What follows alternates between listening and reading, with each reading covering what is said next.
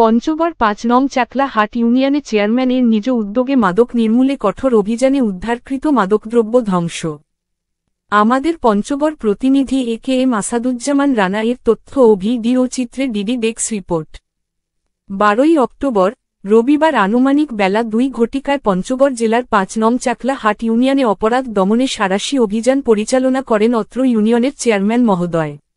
উদ্ধার অভিযান পরিচালনাকালে চাকলা বাজার সংলগ্ন মোহাম্মদ হক সাহেব ৬০ নামের এক মাদক ব্যবসায়ীর বাড়ি হতে ৫টি কাগজে মোড়ানো গাঁজার টোপলা সহ আরও প্রায় ১০০ গ্রাম পরিমাণের গাঁজা উদ্ধার করা হয়। উক্ত অভিযান পরিচালনার সময় উপস্থিত ছিলেন ৪ নং ওয়ার্ডের ইউপি সদস্য মোহাম্মদ রাসেল এবং ২ জন গ্রাম পুলিশ। উক্ত উদ্ধার অভিযানে উদ্ধারকৃত মাদকদ্রব্যগুলো আজ সোমবার ১৩ অক্টোবর বিকালে ভোর ৪:৪০ মিনিটে ইউনিয়ন পরিষদ প্রাঙ্গণে আগুনে পুড়িয়ে ধ্বংস করে ফেলা হয়।